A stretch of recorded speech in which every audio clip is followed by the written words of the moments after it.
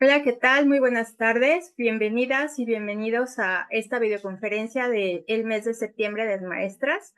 Muchas gracias por acompañarnos el día de hoy.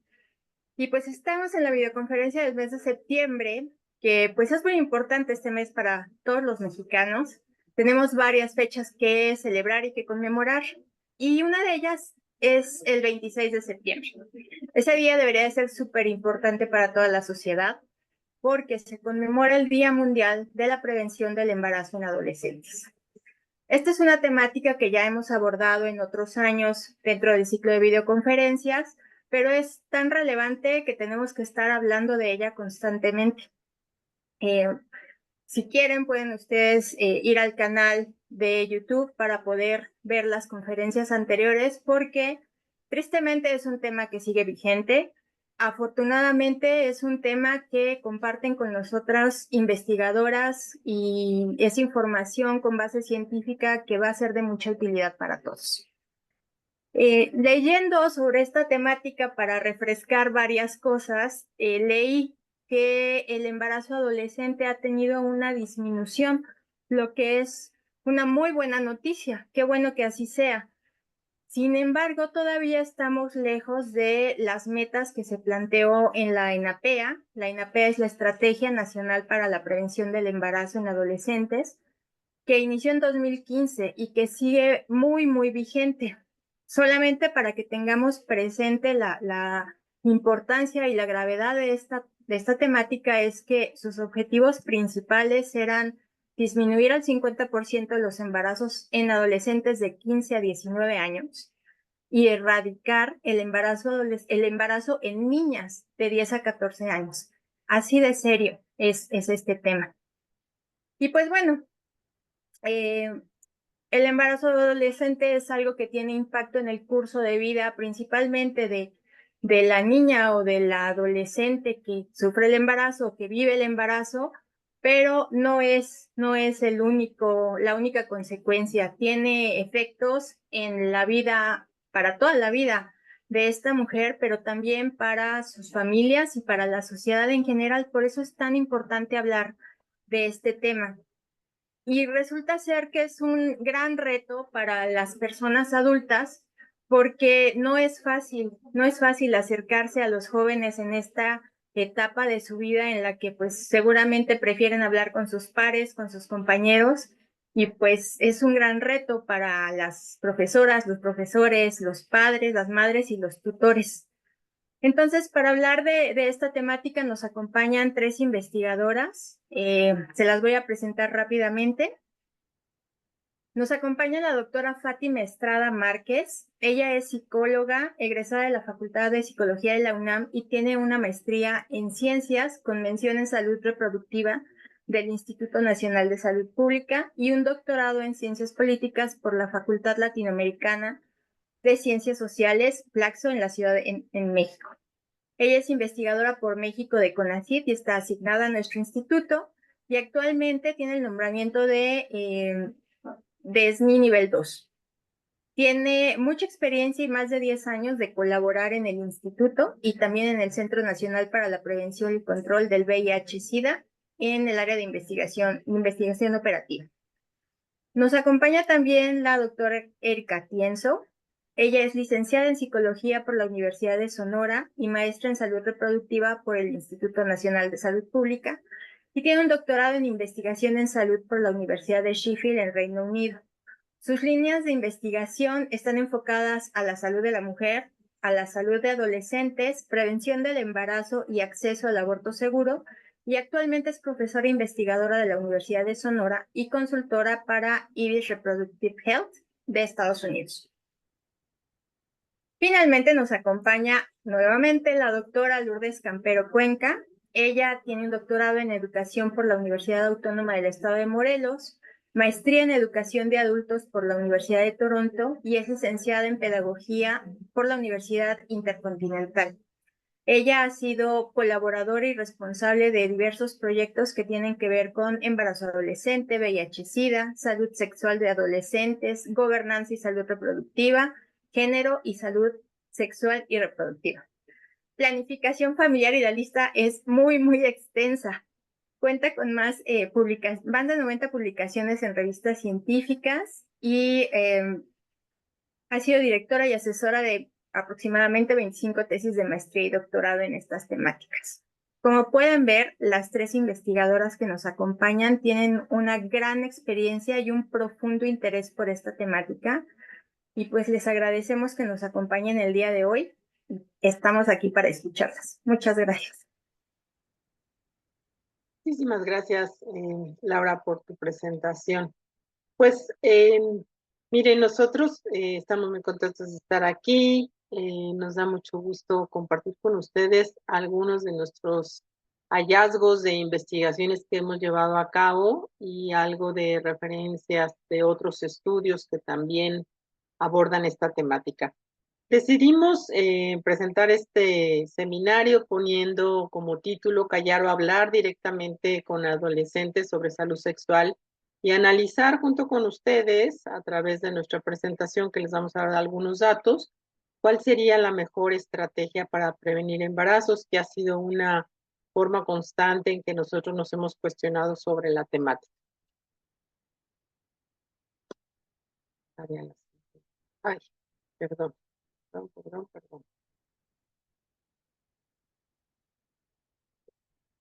Muy bien, entonces, como índice para guiarnos en esta presentación, nosotros pusimos estos temas.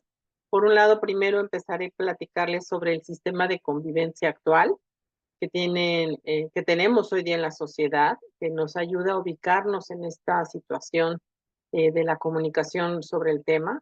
Posteriormente platicaré un poco sobre temores comunes que acompañan el silencio de las personas adultas, me incluyo en esto, en el que a veces es difícil comunicarnos y que lo hemos visto a través de nuestros estudios, como en problemáticas similares entre varios adultos. Posteriormente, mi compañera Erika va a platicarles sobre la situación de la salud sexual y reproductiva de los adolescentes en nuestro país, y posteriormente mi compañera Fátima sobre las estrategias internacionales y nacionales que han favorecido mejorar esta salud sexual y reproductiva de los adolescentes.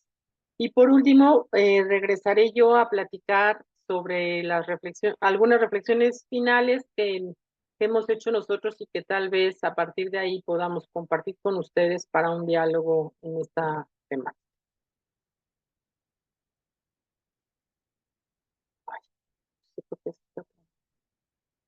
Perdón. A ver, entonces, miren, para poner un poquito el marco de referencia. Bien, vivimos en una época de modernidad desde luego, bastantes años, y en esta modernidad hemos ido transicionando hacia diferentes lugares. Hoy día el escenario de la transformación es claro en la organización social que tenemos. Sin embargo, no es uniforme, como todos lo podemos ver y percibir de acuerdo a nuestras realidades. Hay variaciones importantes por regiones, por estratos, por familias, por tipo de parejas, por relaciones con los hijos, etc.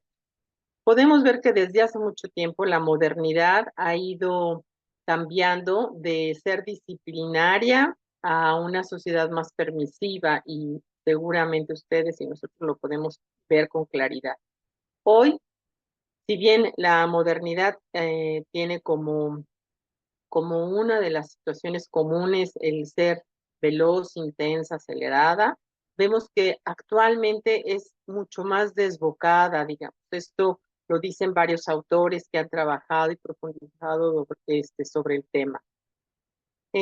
A la modernidad, al tiempo de modernidad, que pues, bueno, llevamos todo un siglo de modernidad, pero se le ha dividido un poco por algunos autores en una modernidad sólida, en donde si nosotros nos vemos como adultos, podríamos decir que cuando fuimos adolescentes, estábamos más en una mirada hacia el futuro, y actualmente se le llama una modernidad más líquida, aquello que nos está aconteciendo en la actualidad y que tiene que ver como con un presente muy inmediato, porque eso es a lo único que tenemos más seguridad y le vemos un valor y sobre estas reglas, pues los adultos nos manejamos un poco entre estos dos conceptos de modernidad, pero los adolescentes se ubican más, desde luego, en esta modernidad líquida.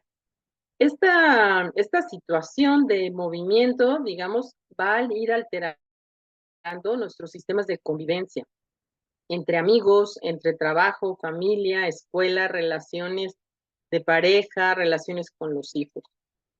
A un hecho que ha sido muy trascendental en este movimiento de sistemas ha sido el lugar que como mujer hemos tenido, hemos salido a buscar trabajo desde hace muchos años y esto desde luego ha hecho un, un hecho muy significativo en la conformación de estos nuevos sistemas de convivencia, tanto dentro del hogar como fuera.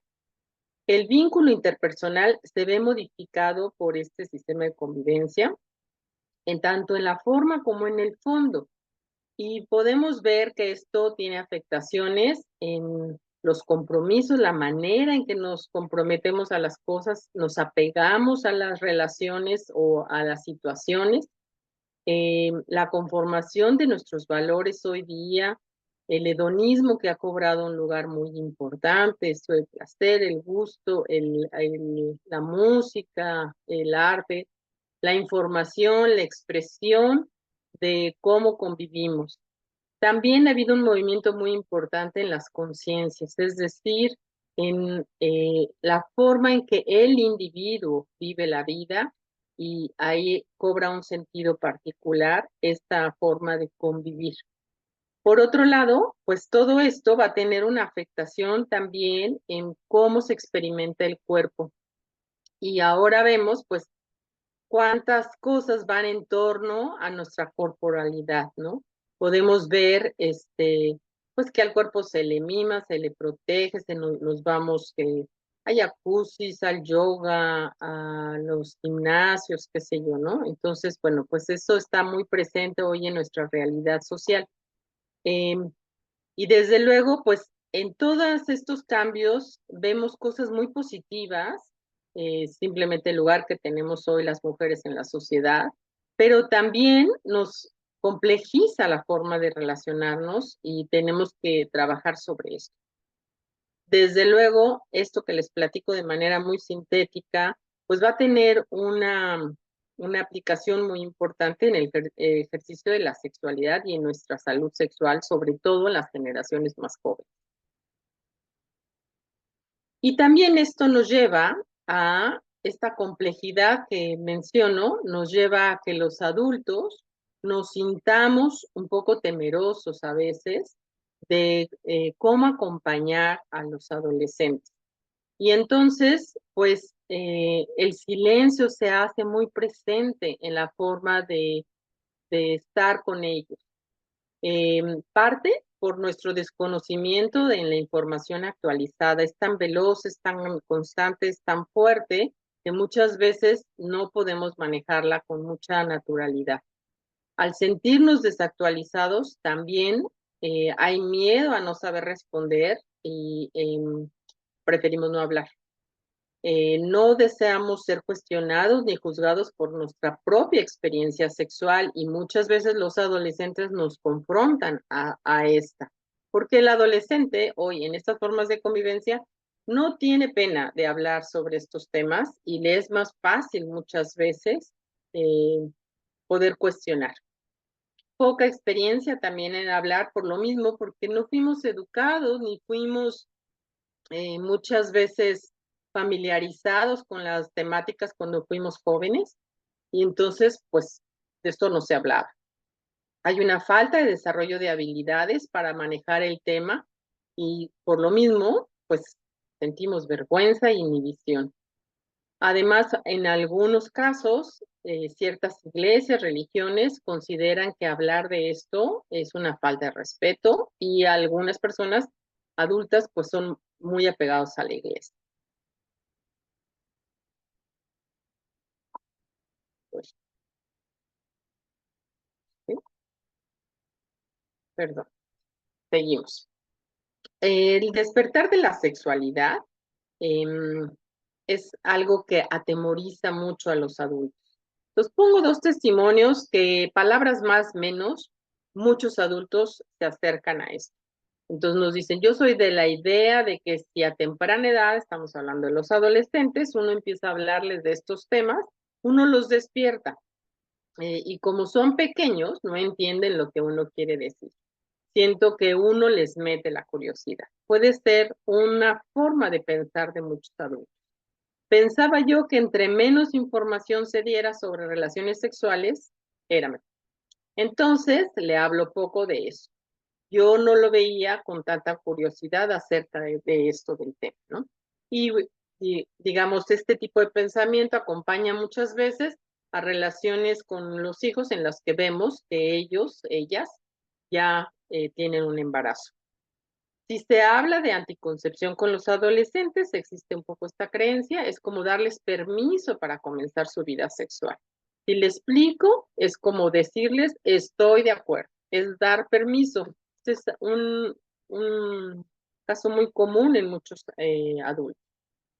Por otro lado, bueno, pues este crecimiento de los adolescentes va a confrontar a los adultos y implica aceptar, a nosotros nos implica, digamos, aceptar el derecho a su autonomía y a soltar el control en sus decisiones.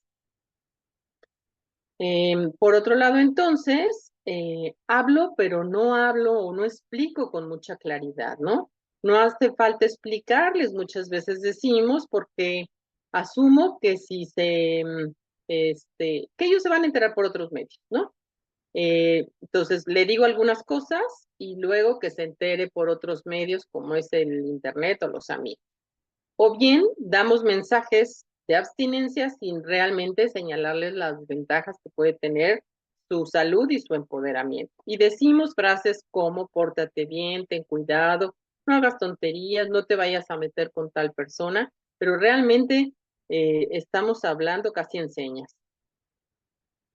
También suele pasar que en algunos casos, con todo lo que se está suscitando con los adolescentes, los adultos los señalamos a ellos como los culpables y esto hay como atrás un velo de decir, nos libera de la responsabilidad.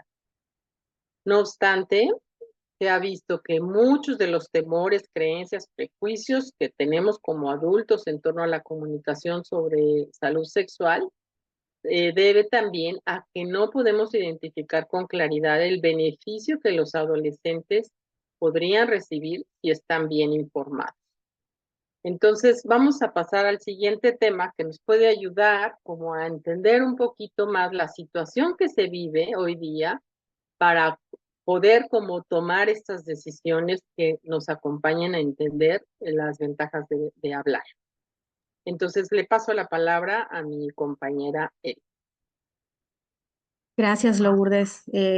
Hola, muchos saludos. Me encanta estar en este seminario. Es la primera vez que participo con esta audiencia y pues bueno, estoy muy contenta.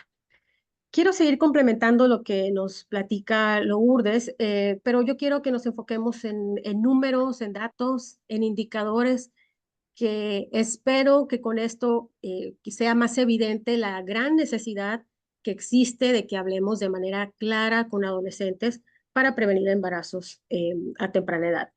Quiero empezar por decir que es muy importante reconocer que en los últimos años, en las últimas décadas, ha habido avances muy importantes en cuanto a acceso a información, acceso a métodos anticonceptivos para adolescentes. Y Laura ya mencionaba al inicio de este seminario cómo se ha visto o se ha documentado que en los últimos años la tasa de embarazo en adolescentes de 15 a 19 años se ha reducido, ¿no? Esto sabemos con estadísticas de nacimientos que hoy aproximadamente hay 26 nacimientos por cada 1,000 mujeres de 15 a 19 años, perdón, y esta es la tasa más baja que hemos tenido en México en las últimas décadas. Entonces, es un avance muy importante, sin embargo, todavía quedan grandes necesidades y es lo que quiero que mostrarles un poco hoy. ¿Me pasas la siguiente, Lourdes, por favor? Gracias. A ver, uno de los recursos más importantes que tenemos en cuanto a información para planeación de políticas y programas públicos son pues las encuestas nacionales de salud y nutrición. las ENSANUD. La ENSANUD, en su última recolección de datos, pues parece que confirma esta tendencia de de menor número de embarazos. Fíjense, en el 2018 la ENSANUD documentó que en mujeres de 12 a 19 años que habían iniciado vida sexual, el 46% reportó que había estado embarazada alguna vez. Es decir, casi la mitad de las adolescentes de 12 a 19 años que habían tenido relaciones sexuales reportó haber estado embarazada alguna vez.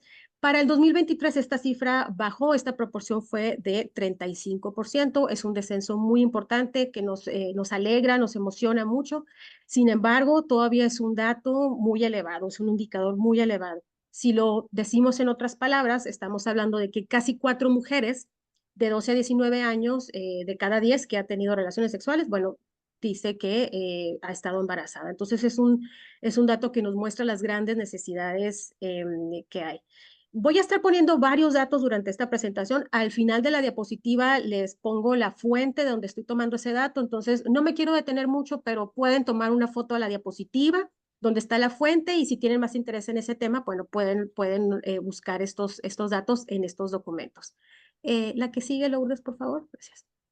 Otro de los recursos importantísimos que tenemos en cuanto a información para la prevención del embarazo en adolescentes es la Encuesta Nacional sobre Factores Determinantes del Embarazo Adolescente, la ENFADEA.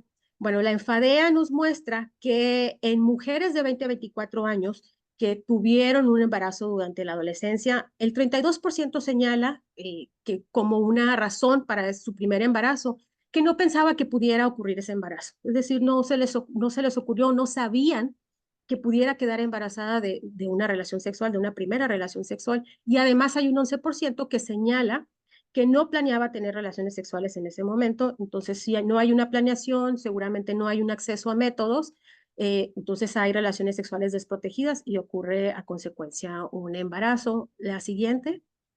Y otro de los datos que nos muestra claramente la ENFADEA es que es sobre el tema de qué información reciben las mujeres sobre el tema de salud sexual y qué diferencia hay entre la información que reciben mujeres que han tenido un embarazo en la adolescencia y aquellas que no. Bueno, la ENFADEA muestra que en mujeres de 20 a 24 años que no tuvieron un embarazo en la adolescencia, pues reportan en mayor proporción haber recibido información sobre salud sexual por parte de algún familiar. Entonces, aquí en esta presentación, en este diagrama, vemos que 88% de mujeres que no tuvieron embarazo en la adolescencia reportan haber recibido información sobre salud sexual en el contexto de la familia, pero este dato es de solo 76% para mujeres que sí tuvieron un embarazo en la adolescencia. Entonces, ahí podemos ver claramente una menor recepción de información por parte o bueno, en el caso de mujeres que han tenido un embarazo en la adolescencia. Siguiente. Algo que también muestra la ENFADEA, pero que además se ha documentado enormemente a nivel nacional e internacional, es que son las madres quienes están participando en esta comunicación sobre salud sexual cuando ocurre. Sabemos que son las madres quienes transmiten información y generalmente las madres dan información a las hijas, ¿no? Cuando los padres participan, bueno, los padres tienen una participación muy menor en la comunicación sobre salud sexual, pero cuando participan, priorizan darle información a adolescentes varones. Entonces aquí estamos ya detectando una gran necesidad y que es pues que padres también participen en esta comunicación dentro de la familia. ¿La que sigue? Ahora, no me voy a detener mucho aquí, pero si se les pregunta también a mujeres de qué temas les hablaron su familiar sobre el tema de salud sexual, bueno, hay mucha información, les digo, no me quiero detener, pero vemos de nuevo al revisar los temas que las mujeres que tienen el antecedente de embarazo en un adolescente recibieron menor información de todos los temas de los cuales se les pregunta, ¿no? Nada más como un ejemplo, el 73% de mujeres que no tuvieron un embarazo en la adolescente indican que recibieron información sobre el embarazo en general por parte de algún de su familia, pero este porcentaje es de solo 62% entre quienes tuvieron un embarazo. Y hay otros temas que se reportan en menor frecuencia. La que sigue, por favor.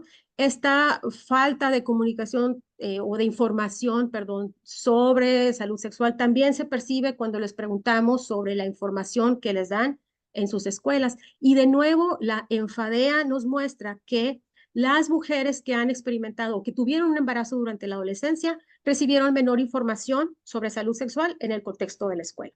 En la siguiente diapositiva vemos de nuevo varios temas de los cuales se les preguntan a las mujeres qué temas o de qué temas te hablaron en la escuela, ¿no?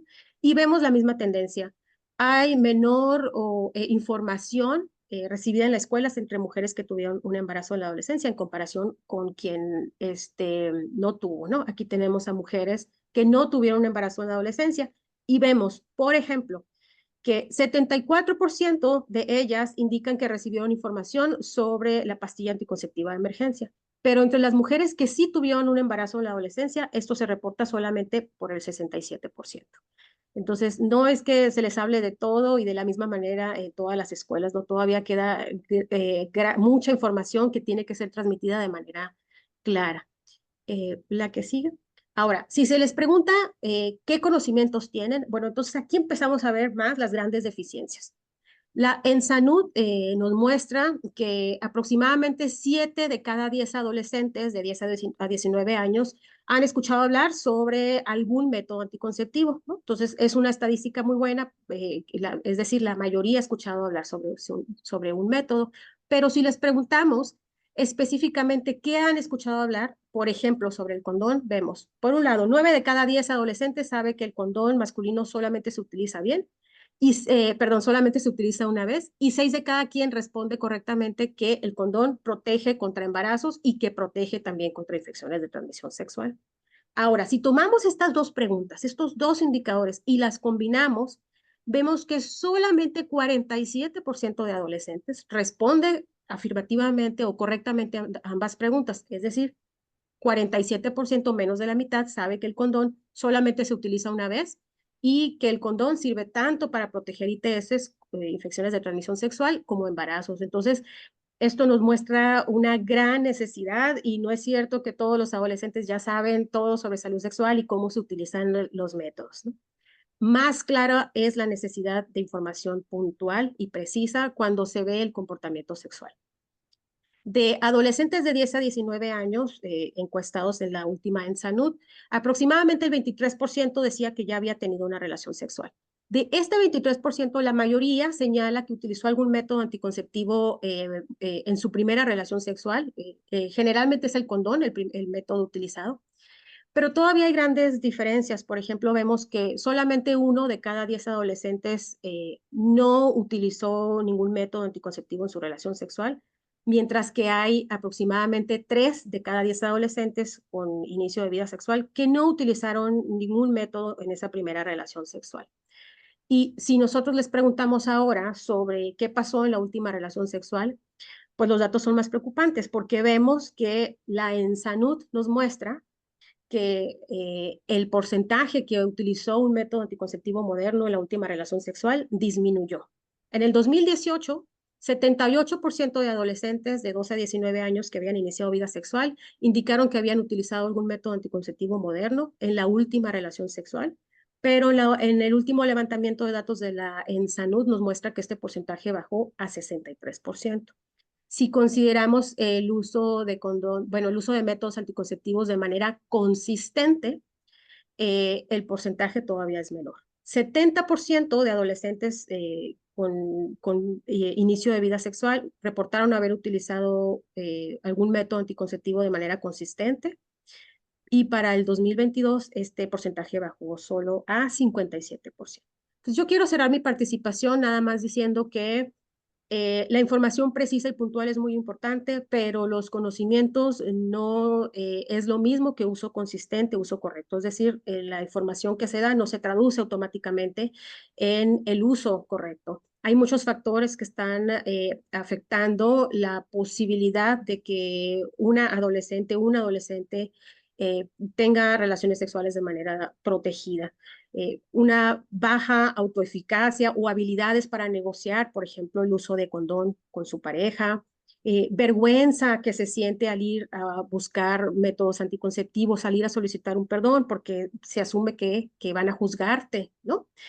También ideas erróneas o nociones que todavía existen entre pares, sobre todo, por ejemplo, con el condón no se siente igual, o si empiezo a tomar anticonceptivos hormonales ahorita no voy a poder tener hijos después. Hay muchas todavía nociones que existen y que afectan la posibilidad de utilizar consistentemente métodos anticonceptivos. Entonces, la información que se dé sobre salud sexual va a tener un mayor impacto cuando se da en un contexto en el que se muestra además apertura para hablar sobre el tema, apertura para responder preguntas, dudas, pero también buscando promover habilidades y sobre todo promoviendo el acceso a métodos anticonceptivos. Entonces yo aquí voy a parar y le cedo el micrófono a mi compañera Fátima.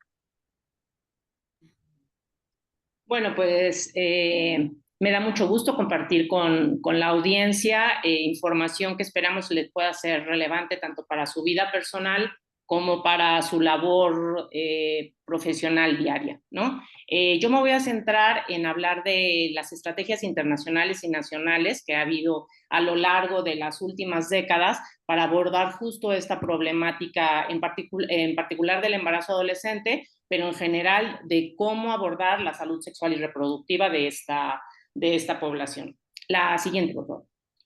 Entonces, en el 94, en el Cairo, Egipto, hubo la Conferencia Internacional sobre Población y Desarrollo, que marcó un momento muy importante, ¿no?, en la historia del abordaje de estas problemáticas, porque centra en las cuestiones de desarrollo a la persona, ¿no? Ya no lo ve como un conjunto, ¿no?, en el que hay que abordar las cuestiones de manera general, sino de manera individual y particular. Entonces, sitúa a la dignidad y los derechos de las personas como base del desarrollo, ¿no? En particular, y con el tema que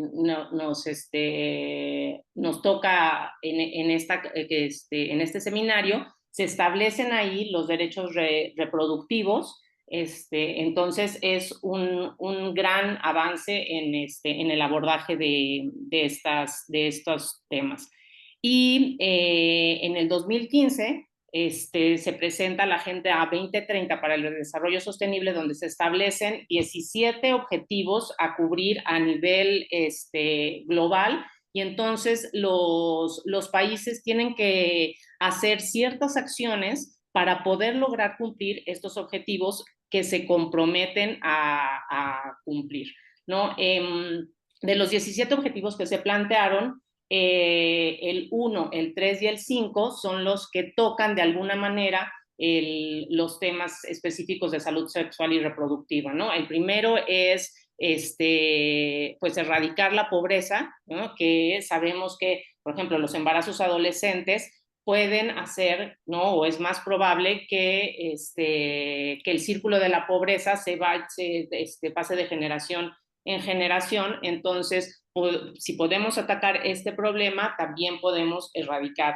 la pobreza, o se ponen como un granito de arena para poder disminuir la pobreza, ¿no? El tercero es centrado en el bienestar y la salud, entonces es el que toca en específico a estas cuestiones. Y el quinto es lograr equidad de género, ¿no? La siguiente, por favor.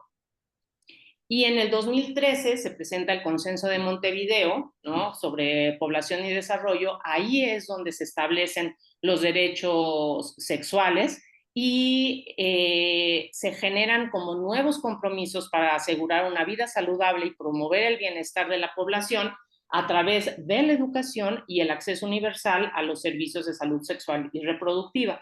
También crear programas y estrategias para lograr la igualdad de género y lograr un empoderamiento de mujeres y niñas, ¿no? Y se menciona en particular la eliminación de todas las formas de violencia y prácticas nocivas en los ámbitos públicos y privados, incluidos el matrimonio infantil, precoz y forzado.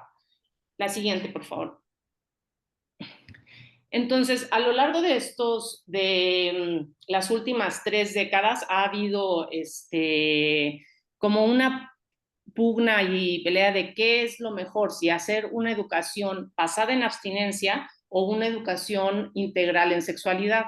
Estudios han mostrado que lo más efectivo para poder influir en comportamientos es hacerlo desde una educación integral en sexualidad, porque si nos centramos únicamente en promover la abstinencia, que es la prohibición de cualquier contacto sexual, se ha visto en estudios que realmente eso no incide en comportamiento, que los adolescentes siguen teniendo relaciones sexuales y como no, si solo se basa en información de abstinencia, entonces no tienen conocimientos sobre métodos anticonceptivos, cuál es la mejor forma de prevenir embarazos, buscar relaciones más equitativas entre hombres y mujeres para que no sean relaciones forzadas, ¿no? Entonces, la tendencia, ¿no?, a lo largo de los años nos ha enseñado que la mejor aproximación para brindar esta información es a través de la educación integral en sexualidad, que además de brindar conocimientos, también les da desarrollo de habilidades, por ejemplo, mejorar autoestima, autoeficacia, plantearse un proyecto de vida más allá de la maternidad o paternidad, ¿no? Entonces, para poder propiciar en ellos comportamientos preventivos para que vivan plenamente y de manera segura y protegida la sexualidad. La siguiente, por favor.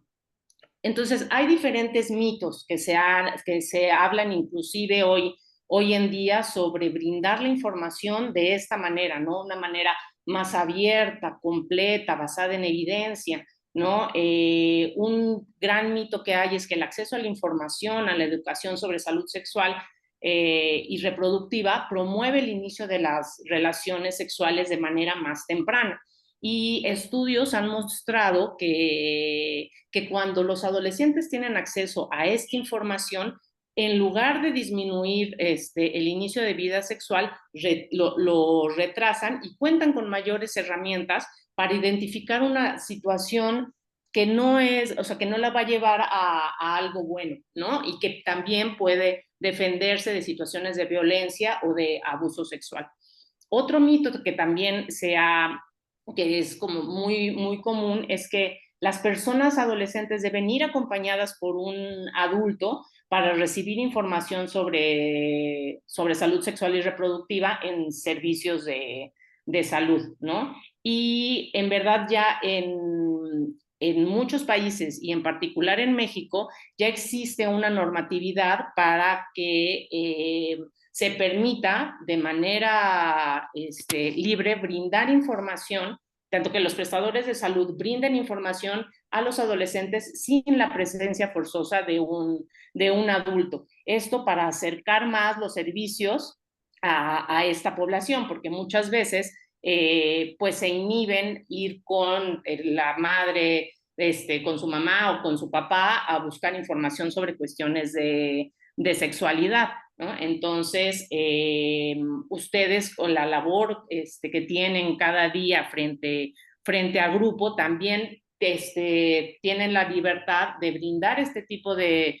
información, o sea, libertad y también un poco obligación de brindar este tipo de información, porque no están incurriendo en ninguna falta, porque ya hay una normatividad que apoya que se brinde esta información a las personas adolescentes.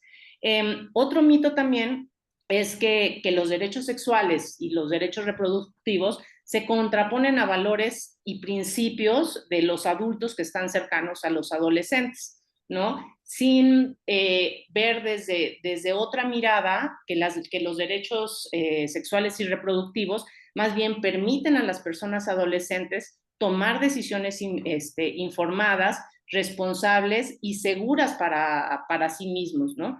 Y además promueven valores y principios generales que no únicamente les van a servir para ejercer su sexualidad, sino para transitar por distintas cuestiones que les vaya presentando la vida, ¿no? Como justicia, igualdad, responsabilidad, equidad, no discriminación y el respeto por la integridad de todas las personas. La siguiente, por favor.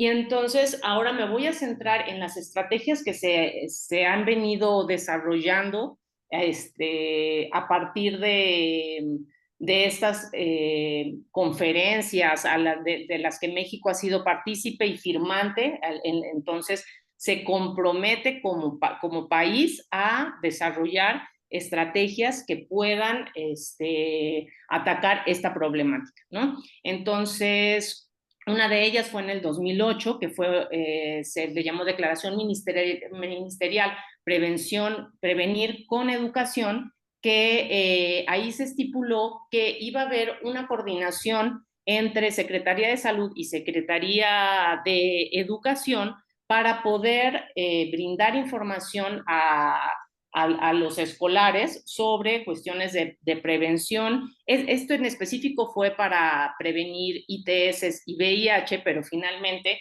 engloba también, si se protegen para ITS y VIH, pues también hay protección para embarazos precoces, ¿no? En el 2015 se establece la Estrategia Nacional para la Prevención del Embarazo en Adolescentes, donde se establecen diferentes líneas de trabajo entre instituciones de todo el país para poder llevar a cabo programas de prevención. Y en el 2006, el modelo de atención integral en salud sexual y reproductiva para adolescentes, que dice como cuestiones puntuales de por dónde se puede brindar o de qué manera brindar esta información. La ruta NAME, que es algo muy reciente, pero que se implementó para poder disminuir, porque como ya se mencionó, hay un compromiso de disminuir a 0 los embarazos de niñas de 10 a 14 años. Entonces se estableció esta ruta, que hay una coordinación entre diferentes instituciones para poder prevenir y atender esta situación, ¿no? Hay una serie de normas, programas y lineamientos que también apoyan estas cuestiones. Y algo importante que sucedió fue la reforma al artículo primero en el 2011, que eso hace que toda la legislación a nivel nacional tenga que estar avalada o como supeditada a los derechos humanos. Entonces, y el tercero, también en el 2019 hubo una reforma al artículo tercero en donde se estipula que se tiene que brindar educación sexual integral a los escolares. La siguiente, por favor.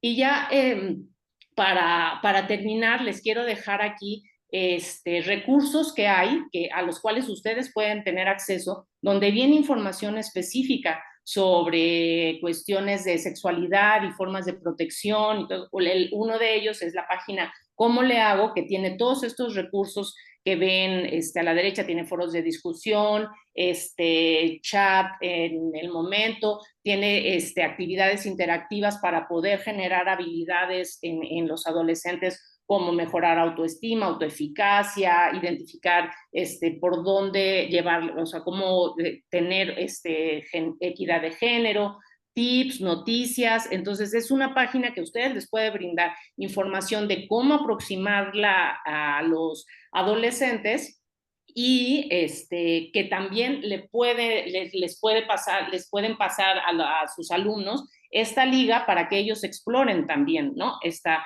información. Hay 2 cursos en el Instituto Nacional de Salud Pública, uno sobre salud sexual y reproductiva de adolescentes y otro específico sobre embarazo adolescente subsecuente, que también contiene información que les puede ser muy valiosa para ustedes. Y finalmente, el INMujeres tiene un curso llamado Familias y Sexualidades, que también contiene recursos que ustedes pueden utilizar para informarse a ustedes y también para difundir esta información con sus alumnos, ¿no? Entonces, pues hay herramientas y hay cosas que de las cuales ustedes pueden echar mano para generar como un cambio, ¿no? Y le doy la palabra a la doctora Campero para las reflexiones finales. Ay, perdón, adelanté una. Pero bueno, vamos un poco a las reflexiones finales, que nosotros fuimos como también tomando que nos pueden servir. Pongo este testimonio que puede ayudarnos a ilustrar un poco como el paso que como adultos podemos llegar a hacer. Algunos ya lo han dado, otros menos, otros más, pero que creo que nos puede servir un poco para impulsarnos a esto. Entonces, en una entrevista nos decían, ¿no? Yo pienso que nosotros como adultos no nos hemos dado cuenta de que necesitamos estar más cerca. Vemos los cambios, pero no cambiamos. No necesariamente nos pasa a todos, pero es una propuesta. Nos quedamos en nuestras formas y les damos ciertas libertades y pues estamos pensando en que ya estamos cumpliendo. Dejamos de estar en contacto. Así no tenemos que cambiar porque es difícil cambiar. Y eso pues lo sabemos todos como adultos que no es fácil cambiar, ¿no?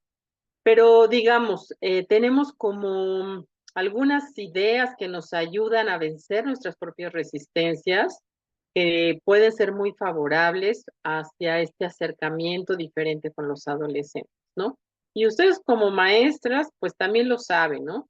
Para poder cambiar hay como un apoyo muy grande en acercarnos al conocimiento de nuevas cosas. La educación va a ser siempre un motor para la transformación.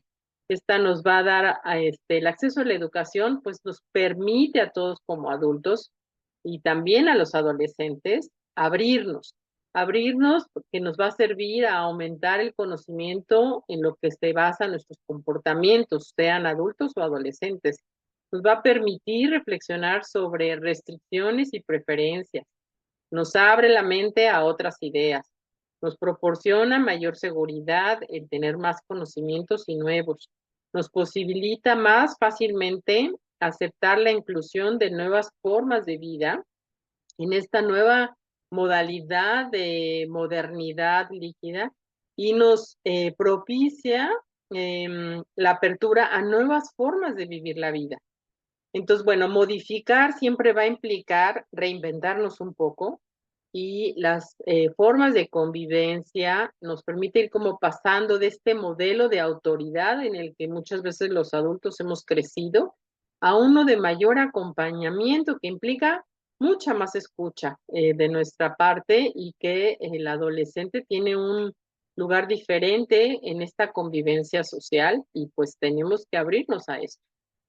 Lo que se ha visto con los estudios y un poco lo que queremos como platicar con ustedes para terminar es que a mayor aceptación de los derechos sexuales de los adolescentes y de una mayor información explícita sobre sexualidad, sistemas de salud, salud reproductiva, salud sexual en los adolescentes, va a haber una mayor apertura hacia las necesidades de ofrecer o propiciar que los adolescentes reciban educación integral en sexualidad de manera mucho más interrelacionada y profundizando en los temas, no nada más por encimita. Nos va a permitir también más información actualizada versus la tendencia que muchas veces como adultos tenemos del yo creo, basado en nuestras creencias, prejuicios y experiencias del pasado. También nos va a permitir o nos va a ayudar a posibilitar el propiciar un diálogo más constante con los adolescentes, independientemente de que a veces no es fácil estar de acuerdo con ellos, pero el diálogo en sí mismo ayuda a la comunicación y el entender ambas partes. El acuerdo es otra cosa y ahí pues el diálogo lo facilita. Nos va a permitir también más acompañamiento en la toma de decisiones y no solamente la imposición de reglas como adultos, ¿no? Y se ha visto que desde esta perspectiva, digamos, tenemos mayores resultados, una mayor posibilidad de comportamientos sexuales saludables entre los adolescentes, que sería como la meta más importante a la cual aspiramos un poco con esta búsqueda como adultos de acercamiento. Y pues eso sería todo por nuestra parte. Muchas gracias por escucharnos y estamos aquí para escucharlos también ustedes. Muchísimas gracias. Gracias a las a las 3 y también gracias a las más de 400 personas que están conectadas ahorita entre Zoom, entre Facebook y YouTube. Pues estas pláticas, la verdad es que son un hit ahorita entre el equipo que nos acompaña de los estudiantes de medicina. Decimos que son un hit porque son muy necesarios, ¿no? Y pues seguramente serán necesarias siempre. Ojalá que para las futuras presentaciones que tengamos, veamos que esta disminución del embarazo sigue y sigue con más fuerza, pero siempre va a haber preguntas, ¿no? Para saber cómo nos acercamos, cómo abordar temas. Tenemos diferentes comentarios sobre si existen libros sobre educación sexual, si pueden darse pláticas, que el embarazo en la adolescencia pues puede ser un gran problema y no nada más para la futura mamá, sino en cadena y en cascada para muchos aspectos y la familia, en fin. Entonces, pues bueno, vamos a compartirles algunas de las preguntas. Pero de verdad, muchísimas gracias por la plática que nos dieron hoy. Ok, una pregunta es, ¿qué hacer ante el bombardeo de medios sobre la sexualidad temprana y también un entorno social de padres jóvenes donde no tuvieron una buena educación sexual? Bueno, voy a empezar a dar mi punto de vista, no es el único y seguramente pues mis compañeras, pero también ustedes como maestras van a tener muchísimas ideas en torno a esto. O sea, impedir que los adolescentes hoy día tengan toda esta información a través de redes sociales es, es prácticamente imposible y además ni siquiera es tan recomendable. Lo que justamente nuestra propuesta es como acercarnos a ver qué están escuchando, qué piensan de lo que escuchan, cómo lo ven, qué situaciones consideran que les ayuda, qué cosas no les ayuda, qué más necesitarían tener de información para poder comprender con más claridad lo que están escuchando. Y esa es como la propuesta de acompañamiento, digamos, ¿no? No el no, sino el sí está esto y qué nos dice esto, ¿no? Desde ahí sería como mi punto de vista, pero desde luego escucho también otras ideas. Y yo creo que también es importante que los adultos que están cerca de los adolescentes también estén informados, ¿no? Por eso, digamos, en esta presentación les quisimos dar información basada en evidencia y también recursos de los que ellos pueden, porque sí, la información que hay en Internet puede ser muy, ¿no? Variada, pero lo importante también son las fuentes y que sea información pues sí, basada en evidencia de lo que ha funcionado, ¿no? Entonces, también nuestra intención era como dar, ¿no? Al principio, como estos recursos a los que pueden tener acceso de instituciones que sean como de investigación o gubernamentales, que ahí se les va a brindar información que es pues basada en evidencia, ¿no? No sé si Erika quisiera complementar algo. Muchas gracias. Otra pregunta, esta viene de Facebook. ¿Cuál sería la edad más adecuada para comenzar con esta plática y cómo iniciar a abordarla? Sí, esta pregunta es muy común y claro, es una inquietud muy genuina, tanto de maestros como de padres, que es en qué momento tengo que empezar. Yo creo que podemos empezar, digamos, desde cosas muy sencillas, desde que son muy pequeños los niños, ¿no? Por ejemplo, es nombrar las partes de su cuerpo con naturalidad, realmente mostrar el cuerpo del hombre y de la mujer con claridad, para que desde ahí empieza un poco la desinhibición de estos temas, el explicarle las cosas de manera natural, por ejemplo, cuando va a venir la menstruación, pues explicarla con mucha más sencillez para que ni se asusten y que eso vaya permitiendo un poco el abrir el tema, el ¿qué implica darnos un beso, una caricia, sentir una sensación placentera? O sea, atrevernos a algo que tal vez nosotros no estábamos acostumbrados como adultos, pero que está hoy día mucho más presente, y eso creo que puede ir favoreciendo desde muy temprana edad. De hecho, no tenemos que empezar a hablar de relaciones sexuales a los 5 años, pero sí podemos empezar a hablar de nuestro cuerpo a los 5 años o a la edad que consideremos que nos va entendiendo. Podemos apoyarnos también en algunas imágenes, en libros, qué sé yo, que nos vayan acompañando en esta plática con los adultos. Creo que esto que decía Fátima es muy importante. Informémonos, y que yo un poco también con esta reflexión final es la propuesta. Cuando nosotros nos sentimos más seguros o seguras, es más fácil entonces empezar a hablar. Sí, Erika quiere comentar algo. Sí, de acuerdo con Lourdes. Yo nada más justamente en el tema de compartir recursos quiero recomendarles un recurso que es justamente de UNICEF, de la UNESCO, del UNFPA, y es un documento que se llama Orientaciones Técnicas Internacionales sobre Educación Sexual.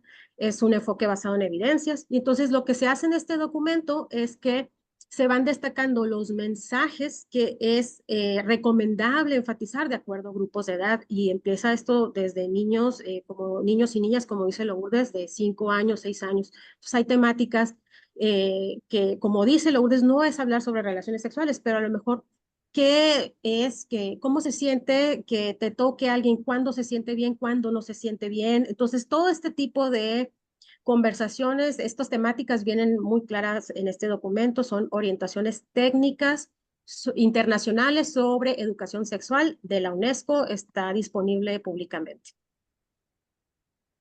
Gracias. Aquí hay un par de preguntas que están muy relacionadas. De hecho, se repite un poco. En algunas regiones del país e incluso para algunos lugares en la Ciudad de México, la educación para la salud sexual no es aceptada por las familias. ¿Cuáles serían las recomendaciones desde la escuela? ¿Qué recomendaciones desde la escuela podrían comentarnos para que se modifiquen las formas de pensar, las creencias y que lleve a la prevención y a evitar embarazos? Poco lo que decíamos o que tratamos de transmitirles en la plática. Es como, por un lado, entender las razones por las cuales los adultos se sienten temerosos de hablar. Y por otro lado, es propiciar como el que se enteren también de qué pasa si no hablamos y los beneficios de sí hablar, y también, pues, digamos, Erika nos mostró una serie de estadísticas. No tenemos que mostrar todas estas estadísticas, simplemente, pues sí hacer alusión a que si seguimos silenciando esta información, pues los adolescentes van a tener un comportamiento sexual no tan saludable. Sí, Fátima, querías mencionar algo.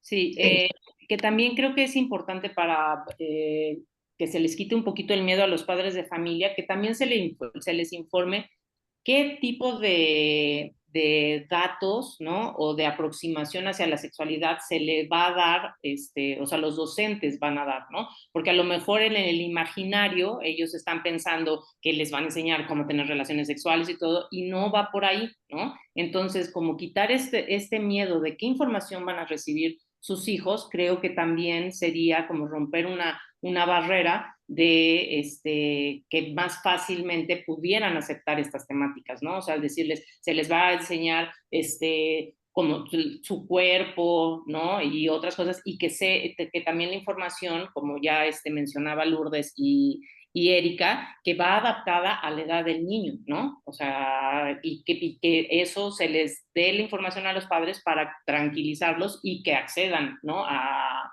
que se les brinde esta información a sus hijos. Súper bien. Acá hay otro tema que es delicado. La violencia dentro de la familia, así como situaciones de abuso que se están viviendo en ocasiones, tienen impacto en el embarazo adolescente. ¿Cómo se puede lidiar con eso?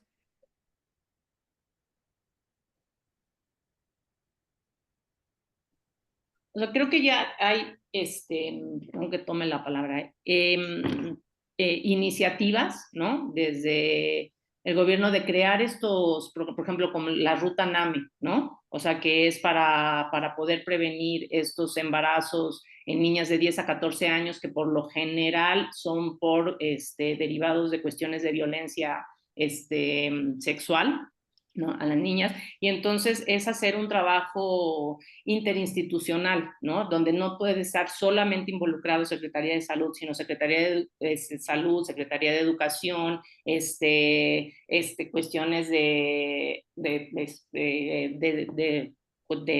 judiciales, ¿no?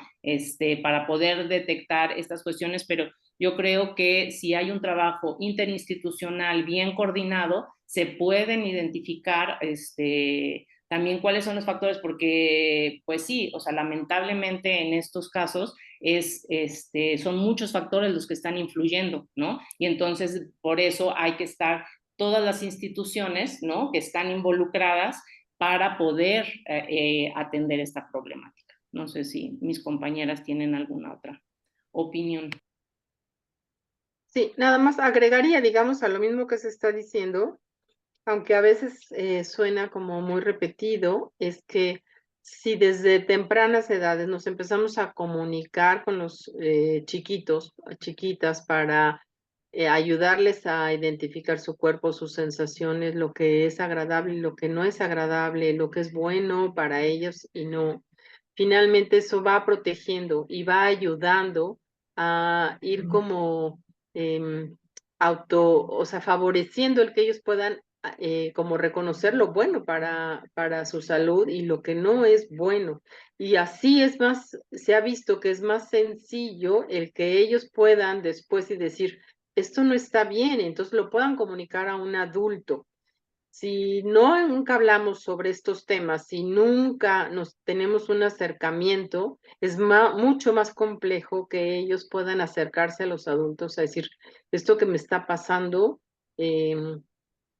no me agrada, ¿no? Entonces, la comunicación también acorta esta distancia que ayuda un poquito a prevenir esta violencia, aunque entiendo que el tema de violencia es enorme y pues se tendría que abrir un espacio particular para hablar de todo lo que está pasando en torno a la violencia y en México pues es muy, muy fuerte, desde luego, lo que se vive en las familias y en las escuelas y en la sociedad.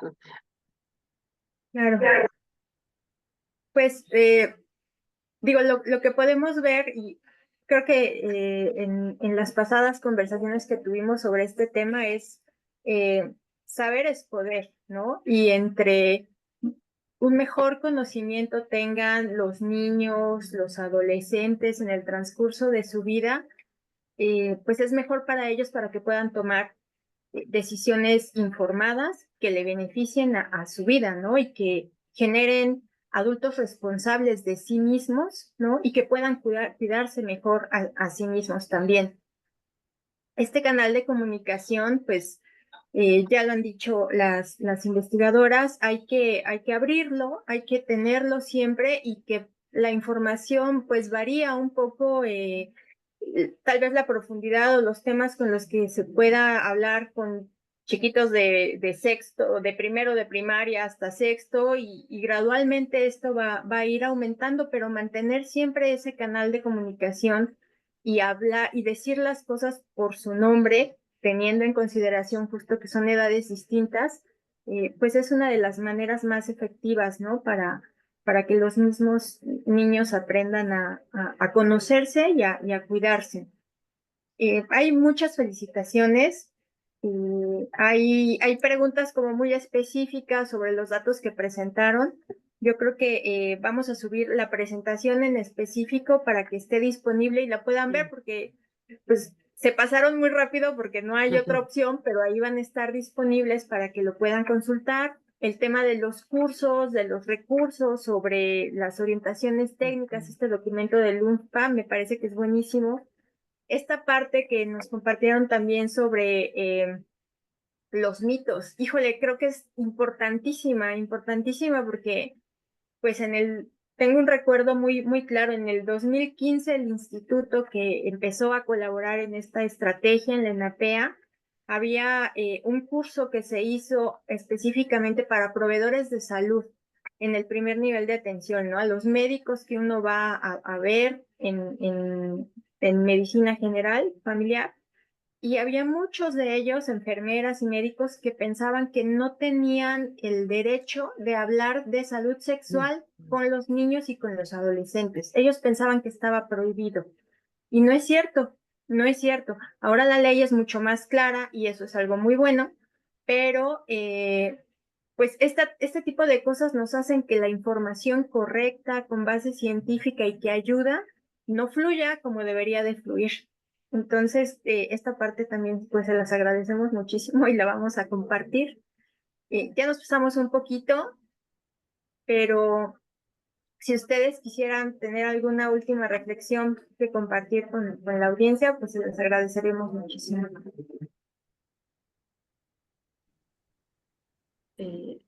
Yo tengo un mensaje nada más que quiero agregar, que también a veces pensamos que porque una adolescente o un adolescente ya inició vida sexual, a veces ya es muy tarde empezar a hablar con ellos, ¿no?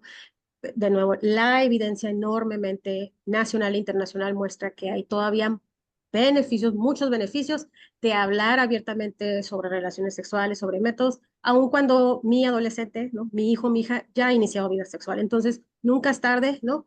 Maestros, maestras, nunca es tarde para dar la información correcta. Todavía hay muchos factores de riesgo que se pueden modificar. Entonces, pues nada más quería dejar ese mensaje para que lo tengamos presentes. Muchas gracias.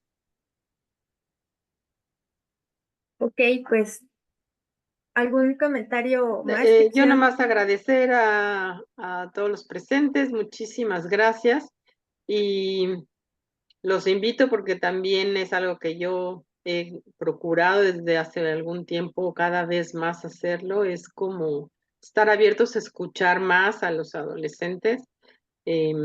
A veces como adultos nos sorprende las cosas que dicen, pero nos enseñan también muchísimo. Entonces, como atrevámonos a eso una y otra vez, aunque nos desconcierten sus opiniones, sus maneras de pensar, lo que sea.